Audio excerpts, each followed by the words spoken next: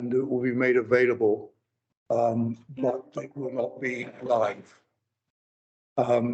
However, those who are coming online include some officers and also members of the Employment and Skills Task and Finish group for one of the items.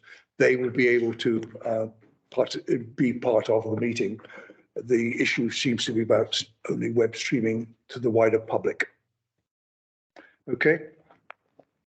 So with that, if I can pick up on the agenda, item 1, of course, is to advise those of you here that it is being webcast, but not for live broadcast.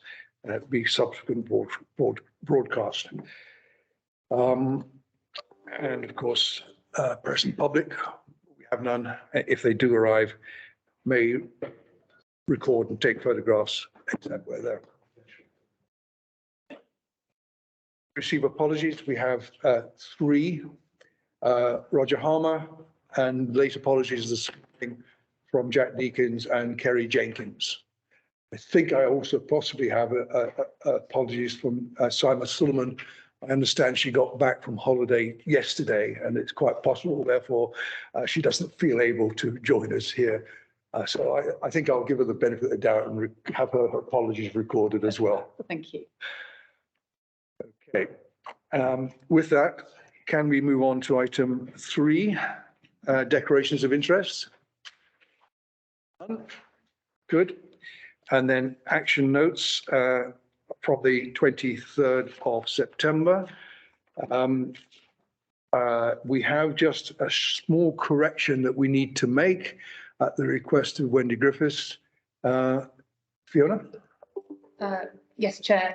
There are 3 relatively minor amendments that have been suggested to the action notes of the meeting. So on page 4 in the pack, the agenda paragraph, there's a figure of 1.6 million budget for the programme. That should be 1.7 million.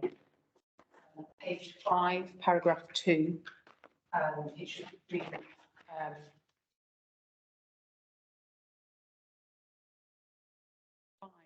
in the agenda pack on paragraph 3. In the paragraph, it talks about the increase in the number of complaints. What it should say is it resulted in an increase in the visibility of complaints, not resulted in an increase. Okay, with those changes, can we then accept those action notes as a proper record? The action tracker follows on, and that is quite detailed. I think I will leave it as per the notes unless anyone wants to pick up on anything specific from the action tracker. Members? Fiona. Just to say, it has been quite a short turnaround between meetings because the September meeting was delayed. So I will follow up on the actions and we'll report back for the next meeting. But it's quite clear where we are at in terms of the actions from previous meetings. So that's fine. Okay. Can I then, sorry, Alex. Can I give an update on the domestic abuse work that we agreed in the action tracker, or will we come to that later?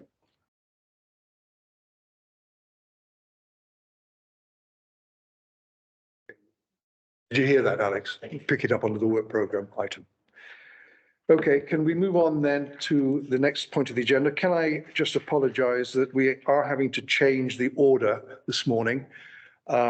Bridget has to be elsewhere at 11 o'clock, and therefore to guarantee we have her for as much as possible on the items that relate to her, I want to take the Deputy Leader's portfolio priorities first, then move on to the Trailblazer devolution deal. Hopefully we can get through most of that, which is Bridget's portfolio, before 11 o'clock. If not, then she will leave the meeting and leave it to officers to finish off on that item. If we can get as far as the following item, customer services program, I will try and do that with Bridget present, but if I can't, I can't. Okay, so. Right, that is a suggestion, therefore, to officers to keep presentations as short as possible in order that we can get the engagement of the committee whilst Bridget is still present with us. Bridget, over to you. Okay, hint taken. You've had the presentation circulated, so I will just pick out a few key bits and then hand over to you for questions. So lovely to see you all this morning. As ever, there are two bits to my job. Part of it is deputising for the leader in whatever he doesn't have time to do in any particular day. And then I have my portfolio responsibilities as well. And you've got a list of those here with what's going on with each of them. A few changes to my portfolio since May. So levelling up has gone into there. Obviously, you've got the TDD later.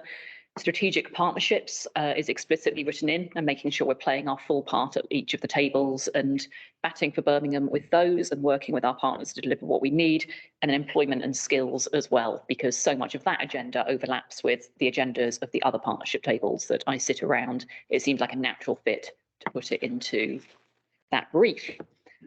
So second page will just give you a list of what's in the portfolio. Lots of it is, they're the headlines I've given you, but there's a lot more things that are simply keeping the show on the road and keeping the council running and ensuring good governance. That's what a lot of those more internally focused things relate to. Moving on to page 4. So current performance reporting, we have the new framework going to Cabinet in November at the next meeting. I know there have been a lot of comments on the old framework from Scrutiny and from the Cabinet meetings. Those have all been taken into account. You've got a stripped down set of KPIs reflecting lots of the frustrations people had with the old set that will be coming forward. We've then got the performance discussions. So these are behind the scenes ones, but these are ones where I have quarterly performance meetings with officers from each directorate going through the whole suite of things that relate to their performance. So we're not just looking at the KPIs that get reported to Cabinet, we're also looking at indicators like whistleblowing complaints, things like budget under control, things like how many complaints coming through the corporate complaints system. All of the different things that tell us that there might be an issue in a directorate, we bring into one place to get that rounded view. So it's not just traditional performance reporting that we look at in those quarterly meetings, it's everything. That's giving a really good picture where we can discuss what our directorate's doing about that. Moving on to page 5. So the transformation programme, I will touch briefly on. So there were a number of things in our annual savings targets that involve quite big transformation and change programmes in the council.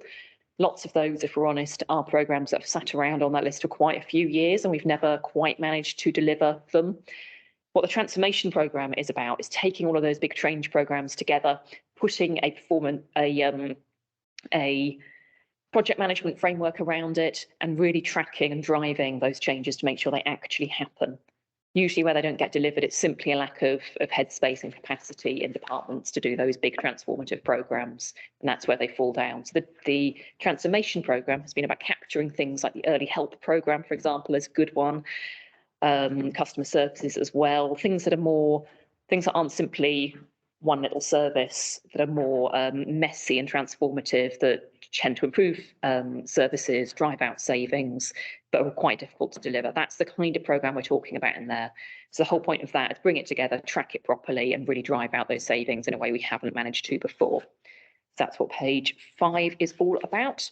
Page 6 gives you an overview of the principles behind that.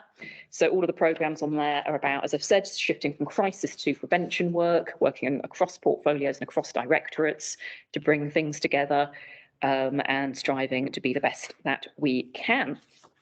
And then you've got another diagram on page 7 that gives you a bit more on that as well. Customer services, I know you've got a specific one on the agenda later with that, so I won't dwell on that here, but obviously very happy to take questions. Work on that is progressing well. We've got the citizen panels that are working with us to redesign bits of the website and bits of our web presence.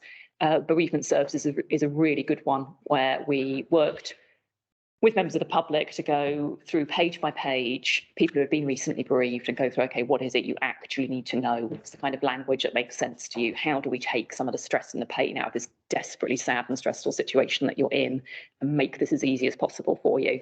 So it's worth having a look at those web pages. And again, we want to do that for as many as possible. And then I'll take us briefly on to strategic partnerships. So we have loads of partnerships as a council. It doesn't just sit with me to hold those partnerships. Everybody who interacts with these bodies needs to be behaving in a partnership way. But it's my job to make sure that we are pushing our strategic priorities at that. We're working with all of our partners to achieve what we need to for the city. And some of the key ones for us are City Partnership Board, formerly called City Board. This is where we get the heads of all the main organisations around the table to work on things such as cost of living crisis has been a recent one. Combined Authority, obviously, Local Government Association, and core cities within that, which represents the larger cities across the UK. And we lobby for things that are specific to cities.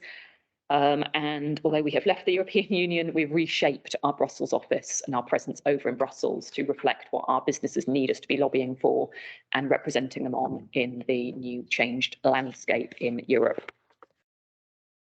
And then again, you're going to get a presentation on levelling up following this, but I have been the lead on the devolution deal, both within the council and also at the combined authority. This was a deal that the government announced a few months ago. They wanted to achieve with the combined authority here and Greater Manchester. There's a number of proposals that we are working on to government. Obviously, who government is has changed a few times since the TTT was announced. So exactly what they're looking for out of this has also changed a few times. We are anticipating now something might be agreed towards the end of the year. But again, we will come on to that in more detail under that item. And then employment and skills is the final thing, I think. Yep, final thing to flag to you. So again, that moved into my portfolio because the partnership tables I sit around cover this. It's key to levelling up. If I always quote, if we could get to England average on people employed, we could get another 75,000 people into work, add an extra 9 billion to our economy. It's a very, very messy landscape, the skills landscape. I know the Skills ONS committee are doing some separate work into that.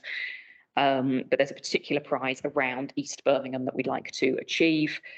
We've already secured 300k of funding from DLUC off the back of our Breaking Down the Barriers report, which we published last summer to get young people into employment there, but there's a lot further we have to go. So that's my very brief overview, the highlights of what's in that presentation. Very conscious of your comment, Chair, about keeping it brief. So I'll hand back to you to let the committee ask whatever they want to ask me. Very much, Bridget. I'll begin myself, if I may. Just a couple of points from me. You perhaps should know, Bridget, that it's our intention to bring through the employment and skills tasks and finish item to council in June of 23. That's the timetable attached at the moment to that particular report. That's the first point. My second point relates to the customer services programme.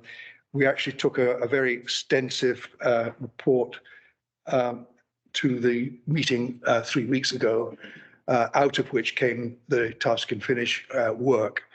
I did write to Bridget as requested, and I've had and I wrote to ask what was happening in relation to the customer services programme, as it had a budget allocation of 1.7 million only for an initial 12-month delivery plan period, and that would end at the end of this year. Therefore, Bridget has responded this morning. I've just seen the email to say that she can confirm that she's happy to support the recommendations of the committee. I might want to try and push a bit on what that means. The customer service programme is working through a process of extensive shareholder engagement and analysis to develop what the next phase of the programme should be, coordinating ONS working group being one set of engagements, etc., etc. And she hopes to have a final draft by early October for CLT and EMT discussions, ready for a cabinet submission in December. There is the issue of budget, which you haven't specifically focused on, Bridget, but I think that is of concern to the committee, because that budget was 1.7 million for 12 months. That 12 months ends at the end of this calendar year. So there is a budgetary issue that will need to be resolved if the programme is to be continued. That's my points. I'll take a few more, then Bridget can respond if she wishes. Alex. Thank you, Chair. Thank you, Councillor Davis. Just 2 points. One around customer services. As you know, we're taking a lot of inquiries on the customer services lead. I just wanted to get your thoughts on where we are and what specifically has been done perhaps in the past few years whilst you've been deputy leader on this, and suggested changes moving forward to try and make sure that we can try and take this forward in a positive way. And then secondly, in terms of efficiency within council. So as you know, we regularly identify frustrations within council, especially around the cost of consultants and the areas of continued waste within council, and especially savings which have been identified within budgets that haven't necessarily materialised. Just wanted to get your thoughts on those, please. Ewan and Deirdre. Ewan. Thank you. Yes, first of all, on performance, I think we'll probably first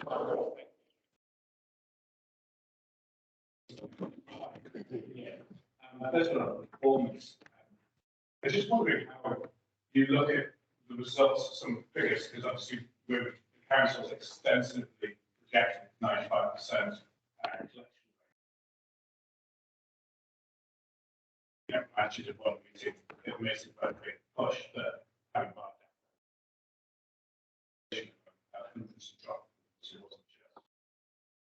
that 95% clearly the stack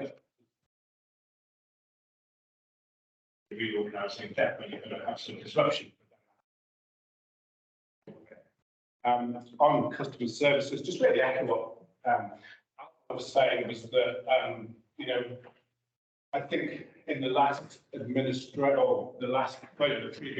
4-year cycle of council, should we say, when this committee sent 2 reports on customer services to full council, and both times there was cross-party agreement that customer service was on a journey of improvement. So I was a bit intrigued if you said it's performing well. So I think heading in the right direction may possibly be the right way of putting it. But I think we're still getting, I'm still getting residents contact to me regarding a single issue and giving me about 4 different references, say that way around.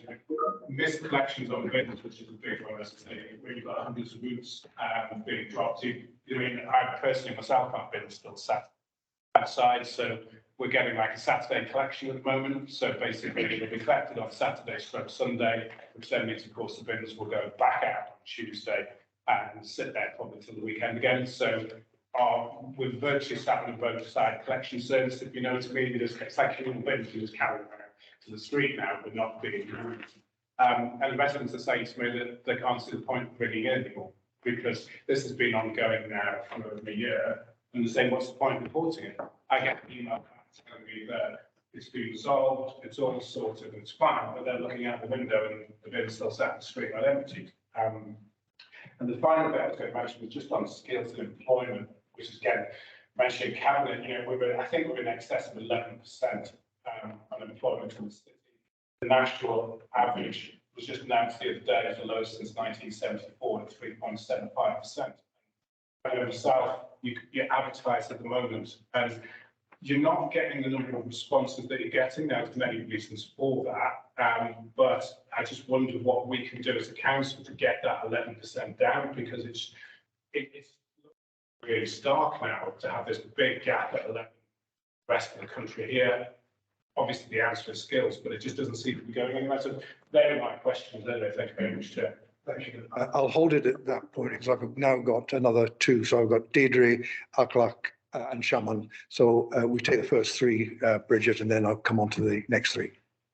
Sure. So on start at the top, so customer services, I'll get you that answer on the budget. There's 2 aspects to customer services. There's the money we put in order to drive the programme. Then there's a somewhat trickier bit, and this came up at Cabinet the other day, where we know that doing better customer services will drive savings inherently because it's more efficient, and it, if we can automate as much as possible, then that takes money out. The issue is quantifying that. So very often it's a quarter of somebody's time that is being spent doing customer services. You can't reduce somebody's hours by a quarter of a week. It doesn't work like that. So whilst we know that it is driving efficiencies, turning that into real life savings is really hard. So I've challenged officers on, okay, where it is, say, a day a week that somebody was spending responding to emails and now it's largely automated. Use their hours, very understandably, we wouldn't want to do that to people. can we quantify what it is that they're doing with that time instead, and what extra efficiencies we can put into the council with them spending that time on services. So it's a really, really tricky one for us. We know inherently it drives savings, but actually squeezing that out is hard. But I get your point on the programme management cost. I'll come back to you on it. So the cost of consultants, the leader had it written into, as Alex's question, I think. So leader had it written into our portfolios that we had to, I think the Cabinet Member for Resources now has explicit oversight of consultant use across the council. And then each portfolio holder has to sign off the use of consultants over a certain threshold in order to keep an eye on what is going on there. Where we are bringing them in, it is largely in areas where we either need somebody for a short-term amount of time and it's not worth doing permanent recruitment, it's a short piece of work, or where we simply can't recruit. So in specific shortage areas like engineers, if you look at the transport department, for example, a lot of highly skilled engineers who we cannot compete salary-wise with the private sector. They want to do their techie stuff that they came into their job to do. They don't particularly want to do the sort of side of things and all the bureaucracy that comes with being in a council. If they go to the private sector, they can do the techie stuff, send it back to us and not have to do the bits of the job they don't particularly want to and earn more. And we've got loads of, because we're an organisation that does 1,200 different frontline services, what we do is so diverse, but we have one pay and grading structure for the whole organisation, and it doesn't always deliver what you need in the market for different things. Obviously, you can do material factor defences for, improving pay in some of those, but it is an issue in certain areas. Savings not materialised, so that comes back to the transformation programme that I talked about. So the whole point of that was to take lots of those savings that have just been chronic, failed to materialise for years and years, put project management framework around it and really drive out those savings by tracking it, putting a proper programme for delivering them, and then getting stuff out the other side. And that is starting to deliver on some of those programmes that haven't shifted for a really long time. But it has been a really tricky environment because obviously inflation has been going up while we've been doing that. We've been waiting on things like the pay award for local government. There's all sorts of things that have been working in the other direction. And we know when the economy goes down, need for basic services goes up as well. So whilst we are trying to drive things out there, for lots of our, 2/3 of our business is adults and children's social care. Those help most needy in society, and the number of most needy increases when the economy dies. Ewan, so performance, so I'd say to your residents, please do keep bringing in, because if we don't get that data, then you're going to carry on getting numbers you know not to be true, like the 95% on missed collections. There's an ongoing dialogue with the service area about making sure that we are recording things correctly. We've got the data that comes back from the wagons. We separately have the data that comes back from the complaints process, and marrying those two things up gives you the real number. So there's been, yeah. Sorry to interrupt. Yeah. So obviously, we have a team meeting at the depot, because it's not just me, it's the other Birmingham, because it's just the service coming out of Heavy Bar is not a service at this moment in time. It's not. Yeah. I don't put that figure to them. They just said, well, they know what they're missing, they know what their collection is. So I just think reporting that 95% doesn't actually work for the council, because no one believes it. The residents don't believe that number, and then when the council the residents then don't believe any of those stats that they say, because they know that the figure is false. And I think we've got a better dropping actually, because it's just undermining everything else that the council does. So that's fine, but it's not like we have a different number that we're hiding. So we're putting out the number that our data gives us. So it is, I know it's frustrating, but it's really key that we keep getting that information reported in. Like I say, there's an ongoing dialogue with the service area about that. Ultimately, we need more tech in the service. I don't drive anywhere without sat nav. It's thing to worry about when you're trying to not get hit by Birmingham drivers. Which I am one. We ought to have sat navs telling our crew where to go, because that's one less thing to worry about in the cab. Failure for missing a road or whatever. Really basic technologies that have been around for 20+ years. The ambition is to get those into cabs and so on. But Majid, I'm sure, can give you the chapter and verse and all of that. And then skills employment. So we've got what I call the unemployment paradox in Birmingham. We have record unemployment, and yet record job vacancies. And it's three things. You identify skills as being an issue. So lots of those are in skilled jobs where the people that we have who are unemployed don't have the skills to fill them. We have a higher instance than other places of ill health, stopping people from being able to work or work full time or work in certain roles, simply because we are an unhealthy city compared to other places. So tackling public health in general actually would be a big boon to that. Childcare is chronic. So huge numbers of women are barred from the workplace because they cannot get access to decent childcare. If you look at our stats in East Birmingham, women of South Asian heritage are very disproportionately represented.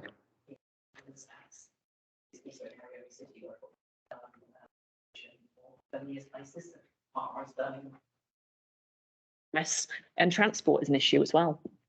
So we recently had that debate at council about late night hospitality workers and simply getting to and from shifts. If you can't physically get to and from a shift, you can't do the job.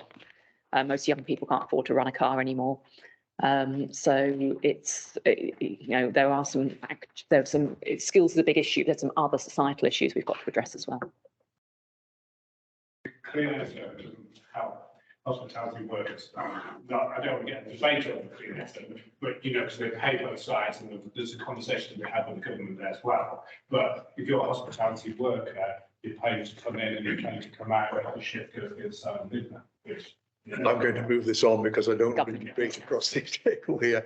I've got Deirdre followed by Akrak followed by Shaman. Well, thank you. In one of your slides, you've got a thing saying we're striving to deliver first-class services. Yeah. I wondered what you feel about the citizens who are still working from home. Their job is to print stuff off, but they don't have a printer at home. So then they just drive in and do a bit of printing and then drive home again instead of spending that day working from here. And as my colleague pointed out to me this morning, email planning, you get a response back which says we're working from home. Well, if the service they're giving is as good as if they were in the office, why does it need to say we're working like an apology that this service isn't going to be as good as it used to be? So I wonder what you thought about that and what we can do to get people back into the office so that we are delivering a first-class service for residents.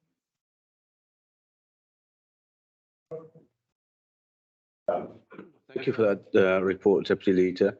Just a question on levelling up. What are the challenges you feel you will encounter in the levelling up growth prospectus? Thank you, Chair. Deputy Leader, I have a similar question for levelling up. It depends on the government support and how hopeful you are that you'll get the right support from the government. As currently we know the government in this such a state that they are going so many U-turn, you don't know where they're coming and going. So if we are tying everything up to the government board, then how realistic we are that we'll achieve the ambitious aim you are aiming for, to having the unemployment and the low skills and everything else, and the economy at a national leverage, if we don't get the right support from the government? Golden. I hate working from home. So I fundamentally don't get why people don't like coming in. I hate it. That you have to be in the office as much as the service needs you to be. I think that interpretations of that vary quite drastically across the council. Fundamentally for me, the officers of the council are here to serve Birmingham residents. They're not here to serve Stoke or Nottingham or London or wherever. They're here to serve the residents of Birmingham who are different and have different needs, different things going on. And to me, not all of our officers live in the city. Obviously, we can't make them all live in the city. That would be weird. But I want them. I think it is really important to understand the people of Birmingham. You've got to be with them. You've got to be working alongside them day to day. You've got to be using the same buses that they're using. You've got to be walking the same streets that they're using. You've got to be using the same shops that they're using. Because if you're not alongside the people you're here to serve, who are different people elsewhere, in the same way people in every town and city are different from places in every other town and city, you're not doing the best job you can be. So I have the view, obviously you can't make people work from the office full time, but we need people in the city, moving around the city and understanding the city. So our contracts are flexible. But people need to interpret that flexibility in a sensible way, as far as I'm concerned. And that particular issue that you raised about planning is one I'll pick up with the strategic director. It's not in my portfolio, but that's a really interesting one. So let me take that away. Levelling up. So really good question. So the growth prospectus sets out for us some ambitions we want to achieve. Most of them we can't achieve without the government talking to us properly about funding or powers being devolved down to local authorities. I'm very ambitious for devolution. Personally, I think it's the only way to get out of where we're at the moment. So there's some of them that we're working around. So the 3 cities retrofit programme, we're working with our partner cities in Coventry and Wolverhampton. Really exciting one. We're looking at how can we retrofit all of our council homes across the 3 cities, get them warm, get them energy efficient, get heat pumps in there, reduce the cost that people have to spend in their homes, make them warmer, healthier, happier people, everybody wins.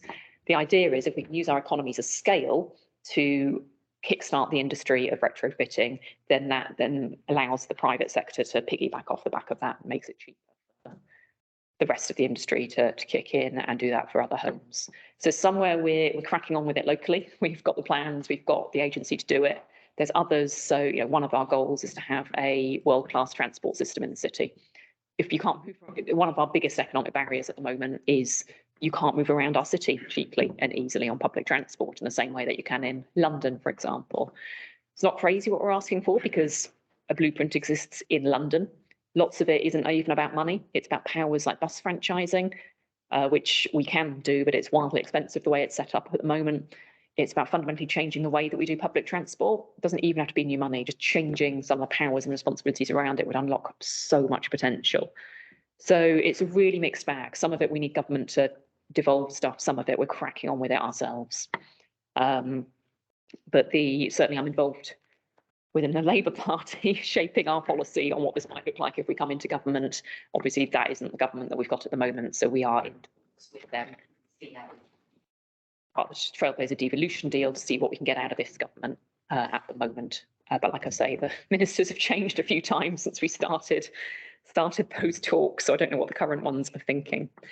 And then really similar question, let me come back to it. So how hopeful am I that we'll get what we need on the devolution stuff? So in previous devolution deals, it's varied drastically by department.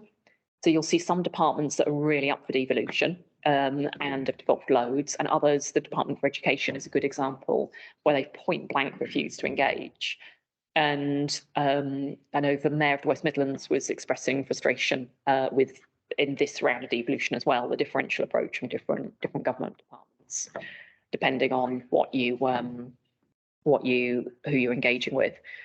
So it really does depend on the proposal. There are some where we've got really good talks, quite well progressed, and we've got others where the departments are saying no. We do have a very new batch of ministers in those departments, and they are quite distracted at the moment with other issues.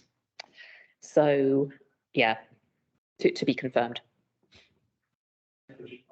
I'm conscious of the time, but Alex wants to come back in. It has to be very, very brief, Alex. It will be, Chair. Thank you. Bridget, going back to the consultants, can you confirm the threshold that you mentioned? That has to have the cabinet sign. Is there, do you think it's too high? And thirdly, is there a way that there is a list to get an independent classification to get some check? I remember the threshold in my head. There's so many thresholds that have So I can't remember it, frankly.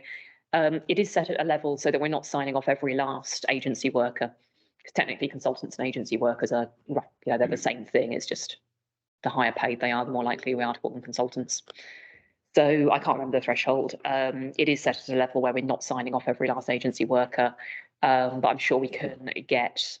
I'm sure there is public reporting on that. I can't remember where it goes. I'm sure we can. Perhaps you can come back in writing, Bridget. That's fine, yeah. If you can send me exactly what it is you're looking for, I can get that looked into. We'll do it through Scrutiny office. Alex, we'll do that through the Scrutiny office. Okay, thank you very much, Bridget. I want to move on to the Trailblazer devolution deal, if I can. And what we do have, I think, is Brooks on screen. and Bridget here in person for the moment. Bridget, are you saying a few words before Richard? I thought I'd give you a break and let Richard speak to That'd be introduce very this, but I'm here, happy to answer things while I'm here. Okay, Richard, over to you. Time is of essence here, though.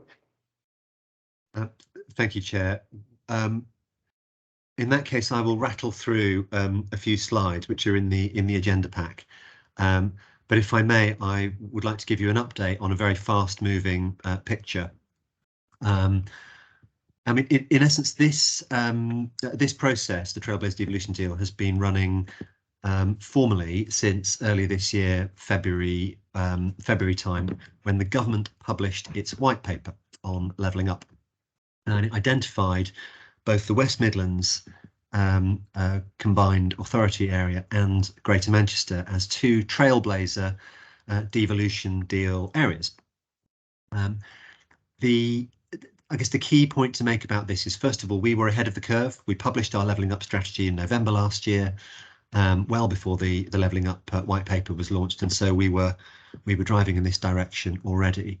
As Councillor Jones has said, at the moment, this is the best opportunity for us as a city to achieve greater powers and funding for ourselves and for the wider region. So we participated positively in this process. However, it is important to say there's a lot of uncertainty about the process.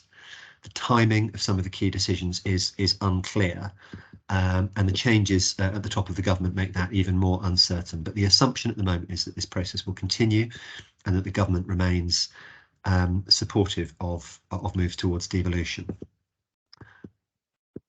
The combined authority has led the process.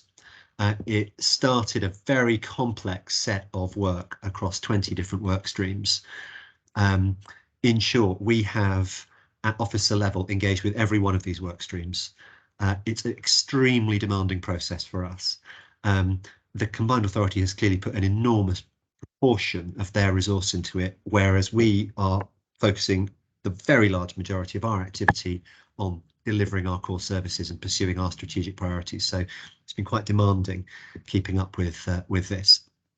But we have at officer level engaged with the individual work strands across these broad category areas of the economy, housing and regeneration, transport, strategy, and the green agenda.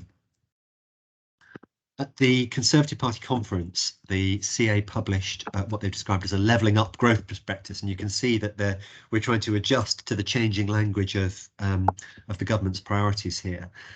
This sets out essentially where we've got to so far with our discussions, and it highlights the potential benefits of devolution and the devolution of both powers and resources to the region.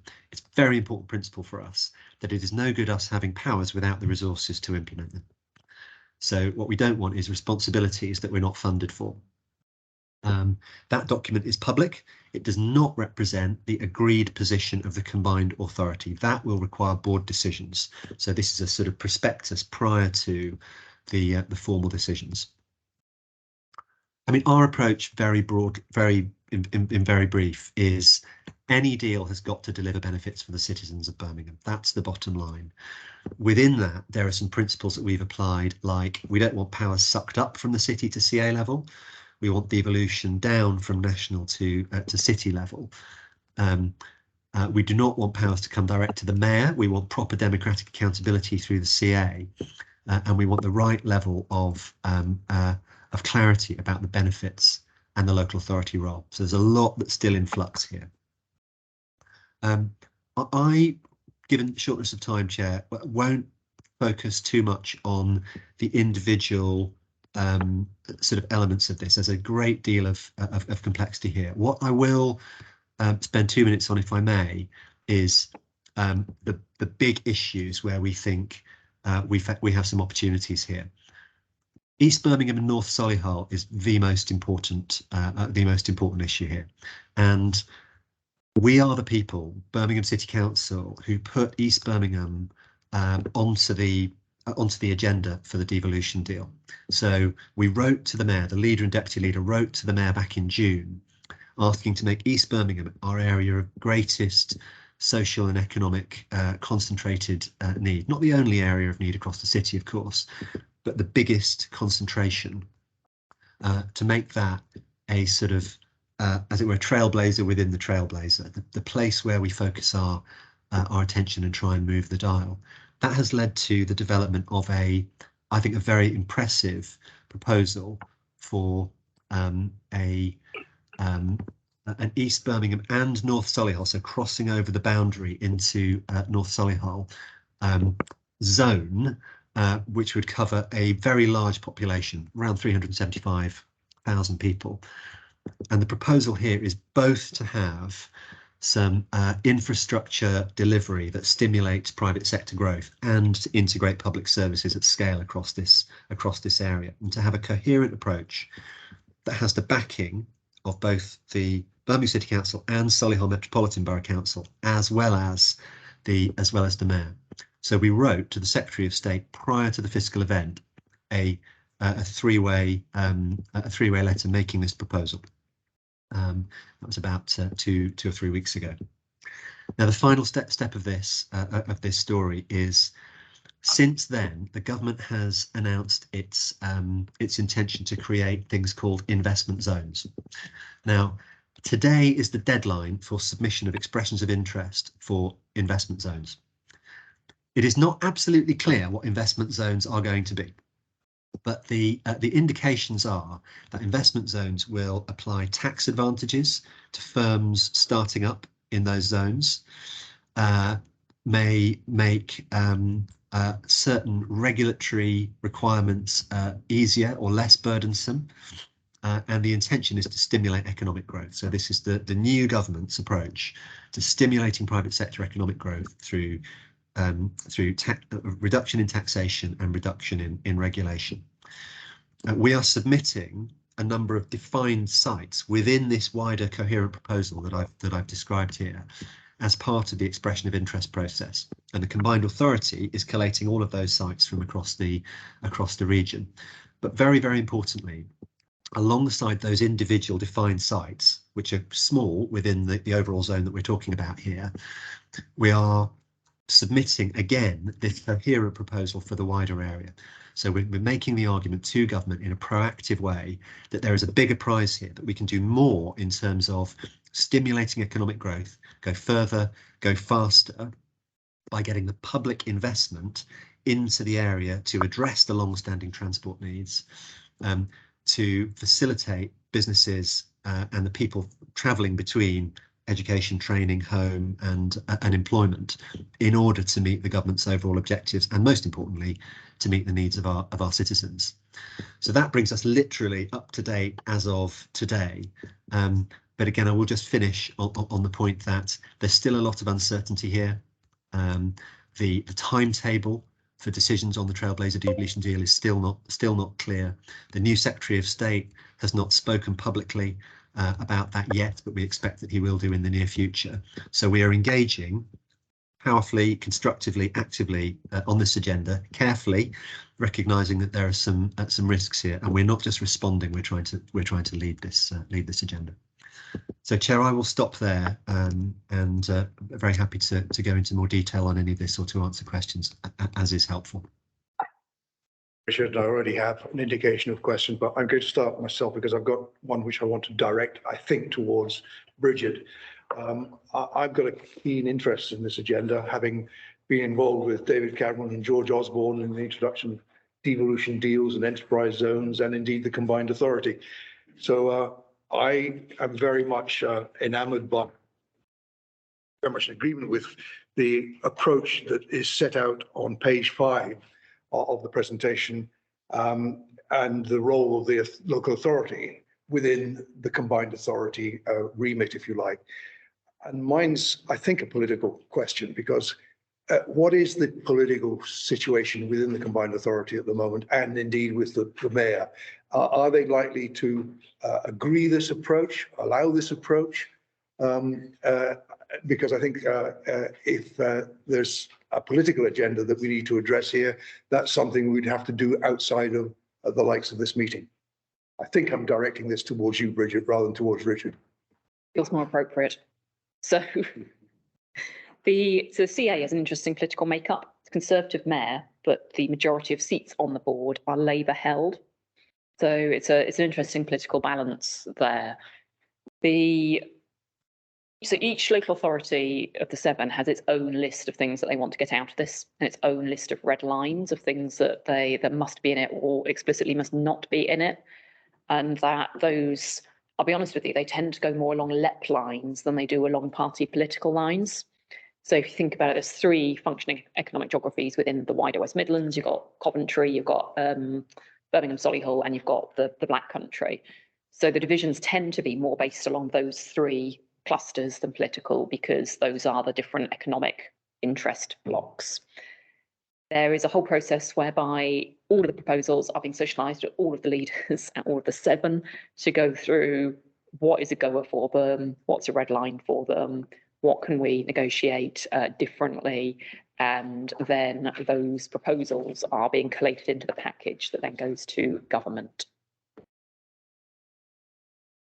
And then Yeah, again, directly to Richard, seeing she's here at the moment, but I did pick up on a comment there from Richard saying that he was going to bypass the mayor ultimately for democratic reasons. You know, the mayor isn't someone like who's just been dropped in, and he has been voted in.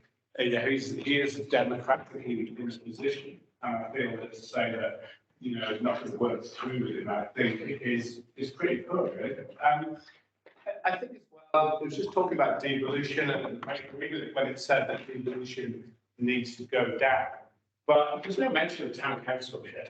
You know, Kerslake, there was lots of things we can cherry pick and say you like and we don't.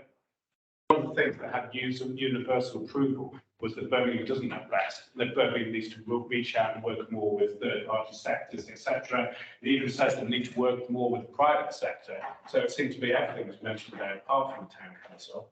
And I think that the insanity of that is that I can mention a good example of where there's a large sort of garden area in Sutton Coldfield called Vita Gardens. The town council want to take that on board. There are elements of risk in terms of financial risk. The town council, even though it's nothing to do with them whatsoever, because to show goodwill, have agreed to take that risk on board, to do with them whatsoever, just to get this transferred. And they're not asking for any funding to come with it. So all they're doing is taking the cost away from the council. 4 years later, nothing's happened. It's still sat there, even though Birmingham City Council have agreed in principle to it. And I think that just shows that really, if you really were to engage, there's money there that they can take things on board, small things they can do. There's no interest. So I think there's some really powerful words here about devolving down, this must happen, and things like that. But in all honesty, if you look at the council's track record of working with a devolved town council, the answer to that is 0. Nothing's happened. It's carried on the way that it is. So I think that when I hear things like things need to be devolved down, but none of it's happened, and then saying that we need to work democratically and therefore we're not going to work with mayor. I just wonder how much of this is all words and how much of this is there actually anything going to come out of here. That's my concern, which obviously then reminded me of what Kerslake was saying, really. So I'll be interested to see what comes out of it. Thanks very much. go back to Bridget, because I know she's got to go at 11, and then I'll pick up your comments or questions. Bridget. I think that comment's been misinterpreted. So let me just be really clear about what we mean. So it's not bypassing the mayor at all. Mayor is elected, has his own mandate, and we work closely with him in partnership. The comment about things going to the CA rather than the mayor is you can either devolve things so the mayor has personal executive power to do stuff, or what is the case with the vast majority of things the CA currently does, the power sits with the board, of which the mayor is the chair and member. So our argument is that rather than put things into the executive power box, of which very little is currently in that box anyway, it's quite an unusual thing to do. We wouldn't want to add to that box. We would want to put it into the box of things that the whole board, on which all of the 7 are represented, plus the mayor, collectively make the decision. And the reason for that is because obviously the 7 metropolitan boroughs represent their own, they all have their own things they bring to the table. They all have their own mandate. It's sharing that mandate with the mayor rather than it going simply to him on his own. That's something he's in agreement with as well. So I just want to be really clear. It's not a political cutting him out of the picture. We work with him. He's got his mandate. We've got ours. And we work together to get the best for the region as part of that. So very much not cutting him out of the picture. I'm very sorry if the slide was misleading on that. And then the town council thing, slightly different thing. I mean, in fairness to Kerslake, I don't think the town council existed at that point in time. So it's a slightly different thing to this process. This is about the CA and the council separately. I think we're talking over here about the council and constituent councils beneath it.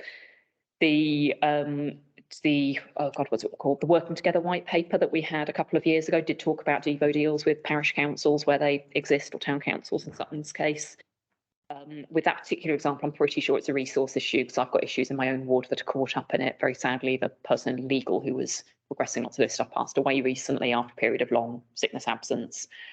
We do need to replace that post ASAP because I know there's a lot of stuff caught in a logjam. That's my suspicion as to where that is. Given what you've said, I don't know that for certain. That's my suspicion. And I think let's have a further conversation about that outside the meetings. It's a slightly different process. That would be best done, Bridget, if you could follow it up and then contact around you and.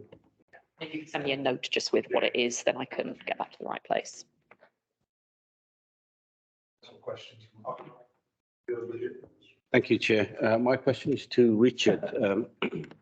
On the levelling up and trail devolution deal, on the slide appendix 1.3, it says this can potentially help deliver our ambitions for the city, including levelling up, but there are risks. I just want Richard to highlight what kind of risks are here for the levelling up and the devolution deal.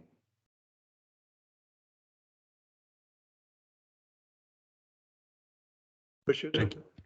Thank you, Chair. So I think that the sorts of risks that we are pointing to here are twofold. One is losing appropriate democratic control of things which we will be held accountable for.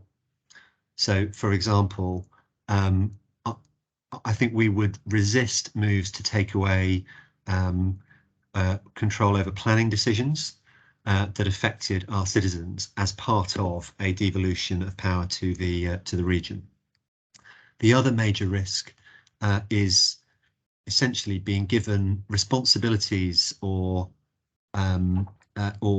even statutory requirements which we're then not funded for. So to see things pushed down to regional level, but actually either with fewer resources or with no resources at all. And a good example of this is the Shared Prosperity Fund, where actually the funds that are available to replace activity that was previously funded through European Union money are much smaller than the funds that they replace, and therefore we're faced with very difficult decisions over what activity to continue and what activity to stop. So I think those are the two big risks. Thank you, Richard. Anyone else? Okay, well, I think I can wrap up. Any final comments from yourself, Bridget? So it's a fast-moving picture, as Richard said. So if you do want to get us back at an appropriate time, do let us know. I thought it'd be appropriate perhaps to come back early in the new year once the political scene has emerged from Westminster. Am I being too optimistic? All right, I will not comment on that. Thank you very much, Bridget. Thank you. Thank you, Richard. I want to move the agenda on, if I may, and pick up then on the customer services program, task and finish group. Provide an update myself. We've got Wendy Griffiths on screen. I will take you through where the task and finish group have got to. If there are issues in relation to matters which are about the customer service program, although I hope there will not be, because we dealt with that 3 weeks ago in some respects, then Wendy will pick up on those matters.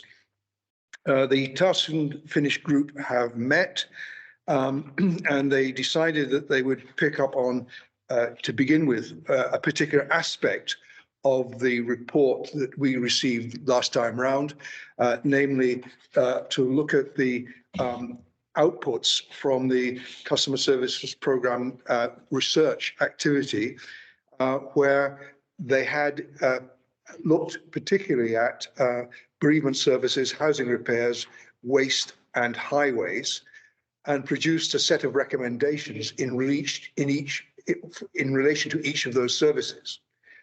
The task and finish group resolved that what they will do is have separate meetings with senior officers responsible for each of those functions, and take them through the recommendations that the customer services program has arrived at in order to test out those recommendations.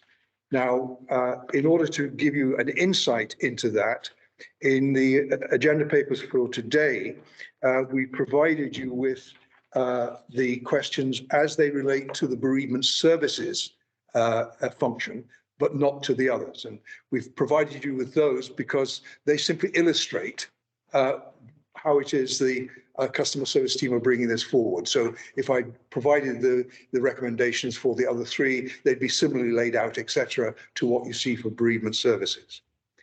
Those meetings will be in private because that is the only way we're going to be able to have a very well focused discussion with senior officers in relation to recommendations. But of course, we will bring back reports for these services in relation to these services following on from those task force group meetings. And those reports will come, of course, to the coordinating ONS committee. What I've resolved is that we should invite the chair or the vice chair, depending on the chair's view, of the relevant ONS service committee, if I can put it that way.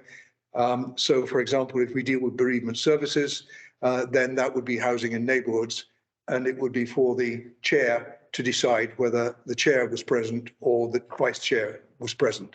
And that will give a way of connecting in, give us a way of the task and finish group connecting in to the other ONS committees that are relevant to these matters. This is not likely to be a lengthy process. I have asked Wendy, who is customer services, providing the support for the task and finish group. I've asked Wendy to draw up a timetable for the meetings in relation to all four of the services. And I'm envisaging that is over a period of a month or so. In other words, the task and finish group are going to have an intensive program of engagement in order for us perhaps to bring back a further report to the Coordinating ONS Overview and Scrutiny Committee in November or December.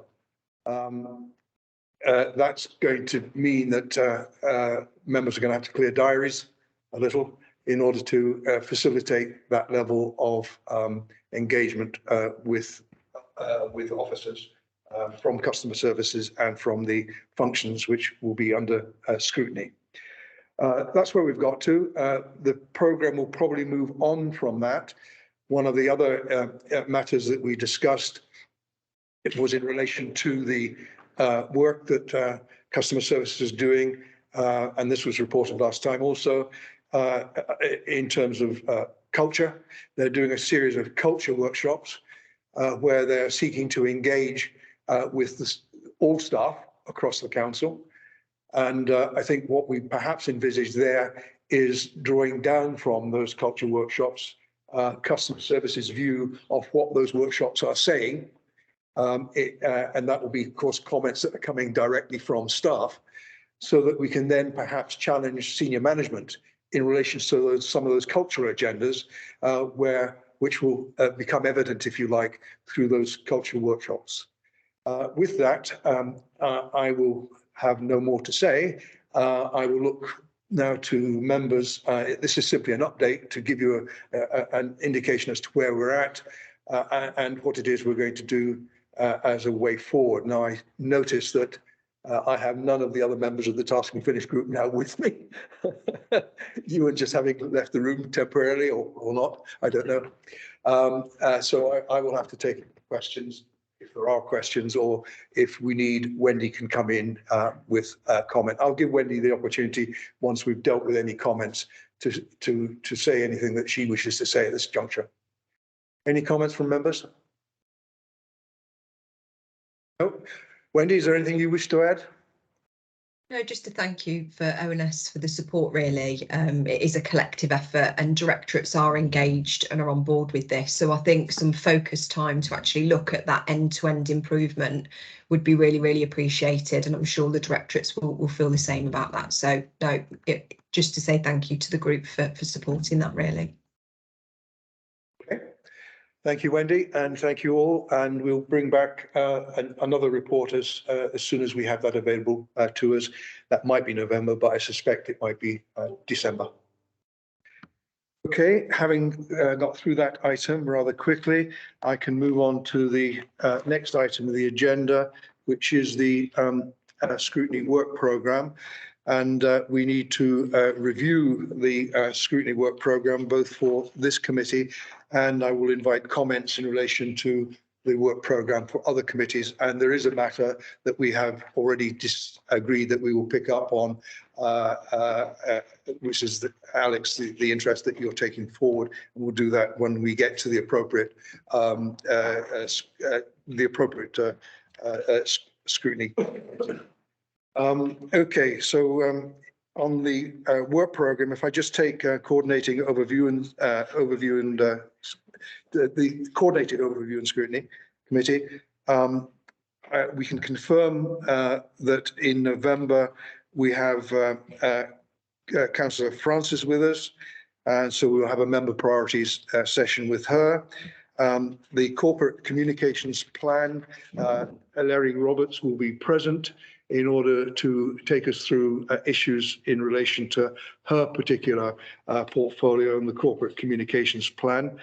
For December, I'm looking to bring forward an update on previous coordinating work, some previous coordinating work, namely around exempt accommodation. We're also perhaps looking at bringing up the issue of planning enforcement. Now, that was brought up initially in the coordinating report on exempt accommodation. I think there is a wider agenda beyond exempt accommodation, and therefore beyond what it is the coordinating overview and scrutiny committee were focused on in bringing forward that last report to council. But we will have to follow that up with Guy Chaundy and others. The chair of the planning committee was actually asked a question at council on planning enforcement. I've passed that on to you, Fiona, yes. Because he actually didn't know about that reference in the exempt accommodation report. So we've passed on to him, or I passed on to him subsequently, the information which will allow him to respond to the question he was asked on Tuesday at council. Further to that, Fiona has put around to all members what has been included in committee work programmes following on from the 23rd of September cost of living crisis report, and therefore you all have some paperwork which indicates the need for particular committees, but it's some committees, not all committees, to pick up on that cost of living crisis report in September. I think as far as coordinating, that's as far as I wish to take it, unless there's anything you want to add.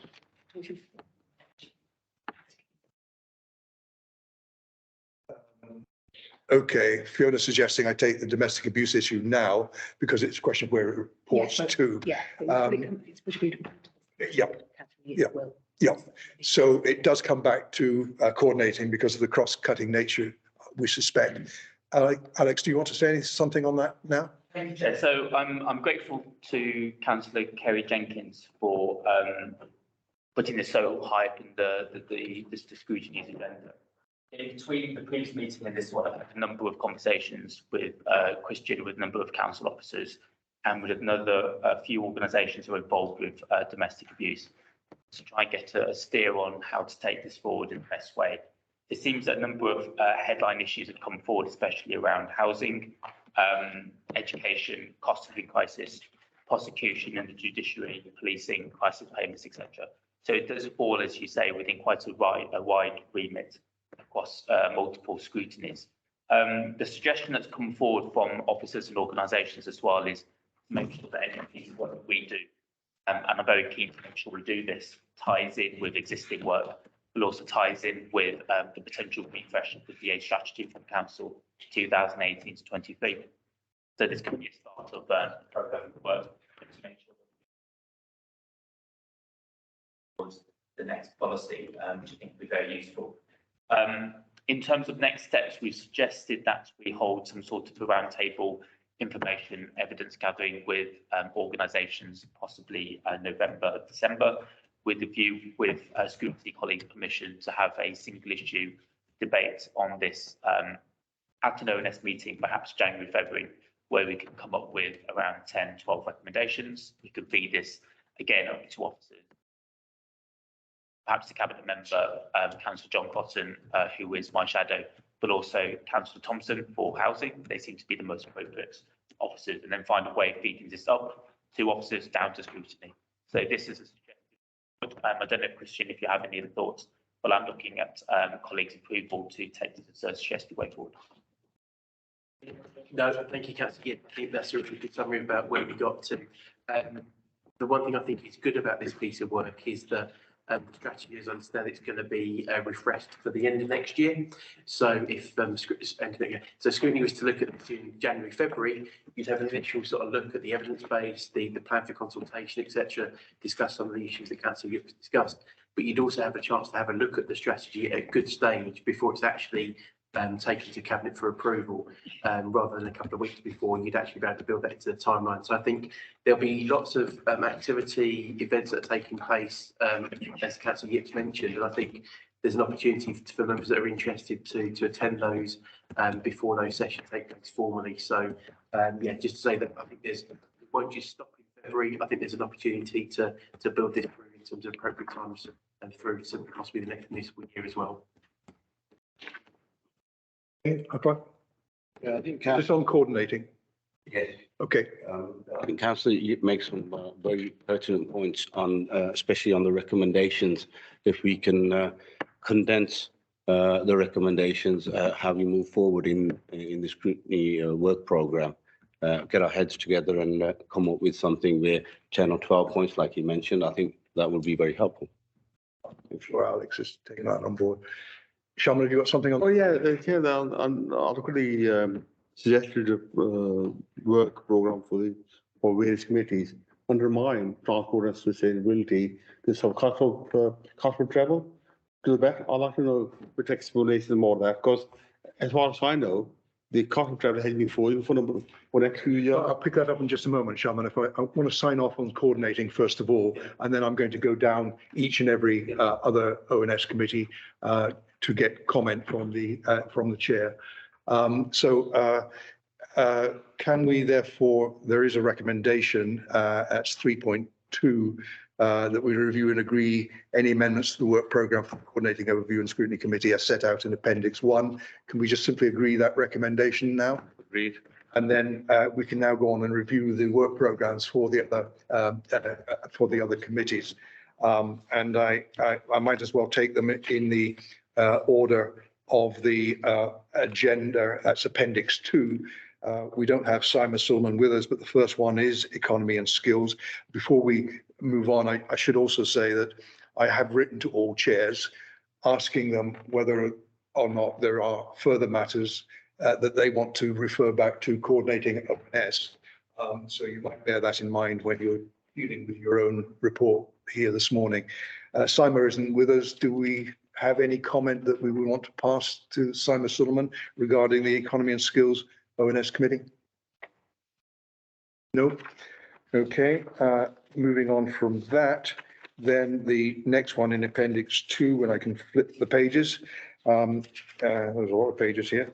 The next one is the Education and Children's Social Care ONS Committee.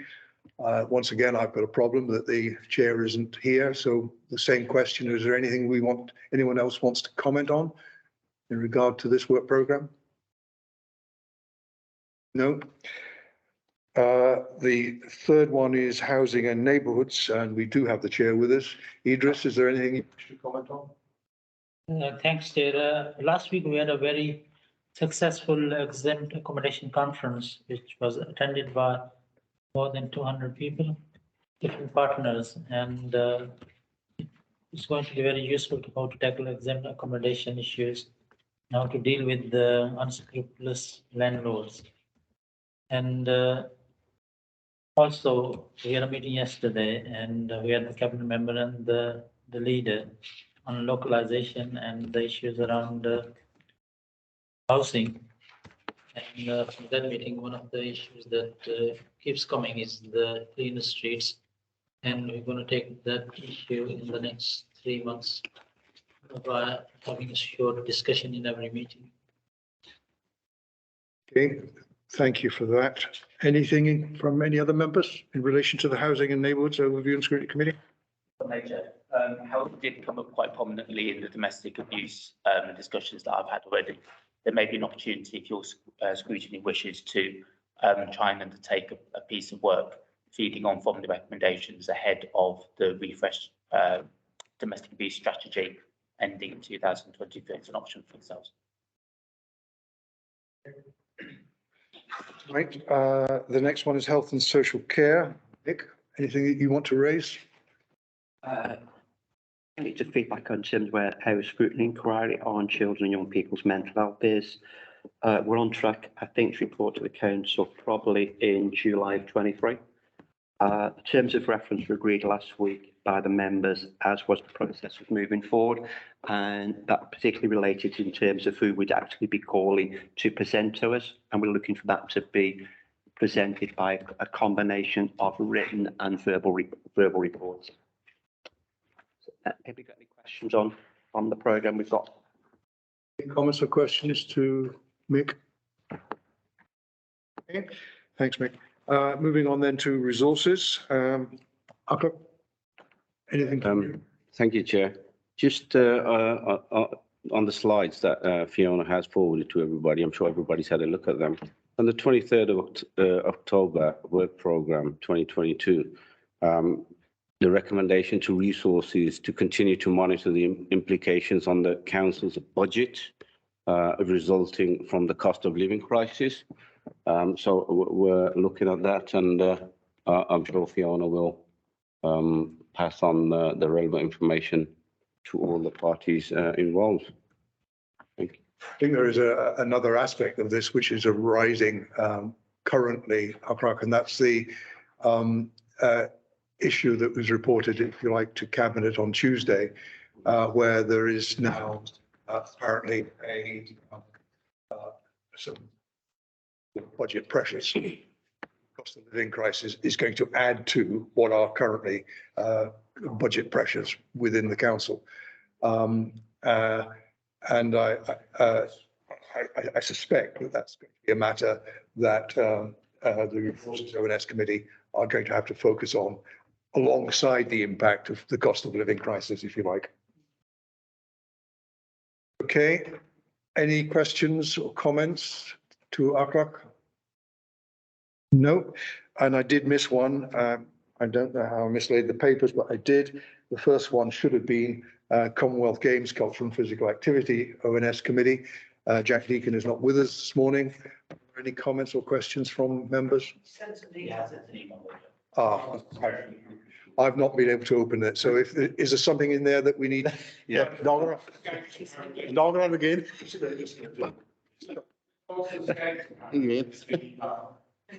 An escapee dog. Again. I don't think that's relevant to the business of the Coordinating ONS Committee.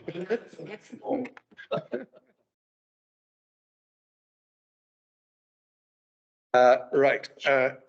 Sorry, Christian. One of the committee, excuse me, I've just been thinking while you've been chatting, and one of the things that came out of the training recently was about developing a balanced work programme, and I think we've got some work to do to sort of reflect the different types of scrutiny work that each of the committees are doing.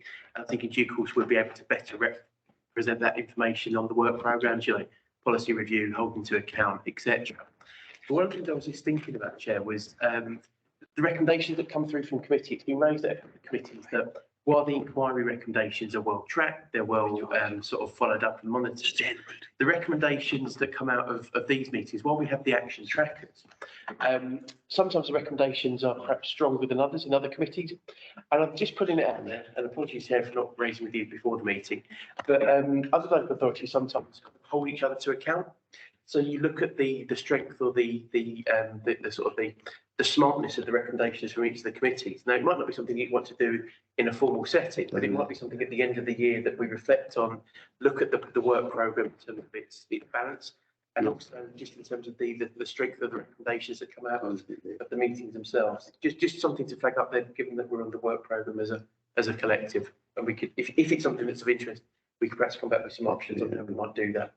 There's certainly something that's missing, if you like, from the arrangements that ONS committees have and have had all the years that they've been operating. Whilst we have used task and finish groups to bring forward reports on specific subjects, and they have gone to full council, and therefore there has been a level of accountability through that process. The day-to-day work of ONS committees doesn't tend to go anywhere other than within the ONS network, so to speak. I think that's what you're really referring to here. That's why I followed up, if you like, with the letter to Bridget Jones in relation to a comment at the last meeting regarding the funding for the customer services program.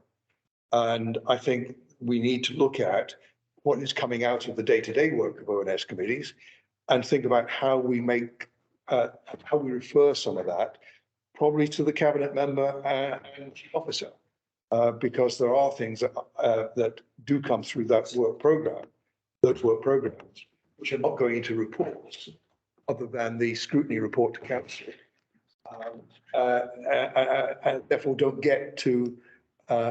come to the gaze, come under the gaze of all members of the council.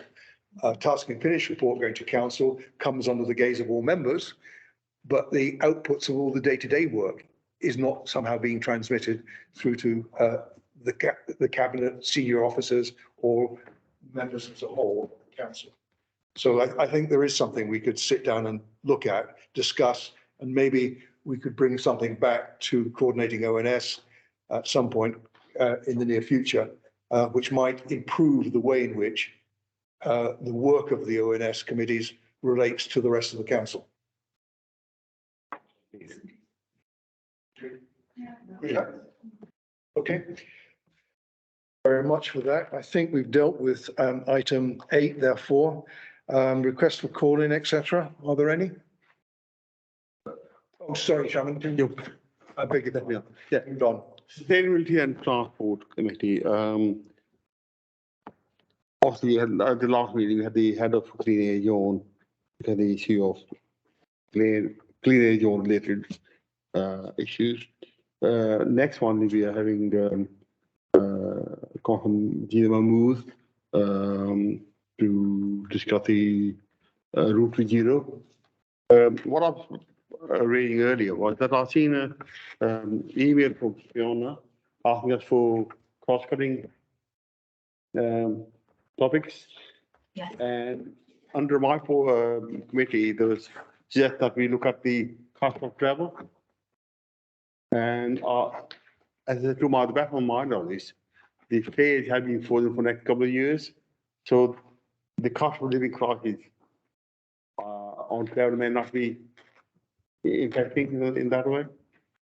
So could you explain more? What do you want to? What your thoughts are on cost of living crisis impact on cost of travel? email out to members about the cross-cutting issues was to understand if there are any other issues that need to be escalated up to this committee that would need to be considered as part of the work programme for the coordinating committee. Understand correctly, the issue that you're raising would probably sit with your committee. There's people like what I'm saying is that as such, there's no issue of cost of living crisis affecting cost of travel, because the cost of travel, particularly the buses, have been falling for next three, 4 years. That's something that you'd want. No, I don't want, what I'm saying is, I want it as part of the work programme of your ONS committee. no, but I can't see the cost of living crisis impacting on travel costs. The fares have been pegged for next, they've been frozen for next. There is already an impact, Shaman, in that it would appear that the main operator is looking at withdrawing services. Yeah. And the cost of living crisis is going to perhaps exacerbate that issue. No, such a, that's happening too.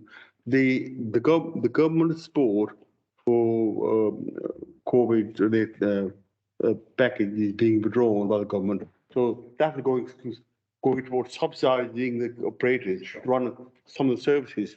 So with that government withdrawal of the funding, COVID related funding, that the bus operator may not find it viable to run them services.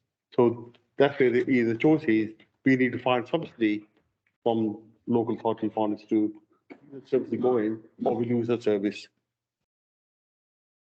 The issues that you've tried to address here this morning, as Fiona has indicated, sit very squarely within the work programme of your committee. And if you want them to be better reflected, if you like, in the formal papers of the work programme, then a discussion with Fiona would help reflect that. No, I think there's some misunderstanding here. If you lose the services, the government support services, the cooperative withdraw the services because they find it unviable for them to run commercially, right? Then some areas will find that they'll lose their buses, which are not commercially viable. So that could be impact on some in some areas, but not the. It may have a cost implications because they may have to find another home transport, but not. But if you are implying that the cost of living cost is impacted on rural fares, but it's not because the fares, as I say. Shaman, look, what I've just had a quick look. An Appendix 2 report on sustainable and transport. Matters that you're talking about aren't reflected in those papers. And I think what you're saying is there needs to be some consideration given to those issues by transport and the Sustainable and Transport Scrutiny Committee. I'm not disagreeing with you on that. Therefore, something needs to be reflected in these papers, and a discussion between you and Fiona would update the paper, the work programme paper for your committee. You withdraw the funding, the government funding. And I can talk to Amelia. Okay. Right. I can move on then. I think to item 9, request for call-in. Being none, we can move on. Other urgent business? Anyone? No. Date and time of next meeting, 18th of November. Noted. And authority chair and officers, the usual resolution. Agree that? Thank you very much. Well, we're ahead of time. Thank goodness. I'm pleased as well, Deirdre. Can we ask all the attendees to leave within half an hour?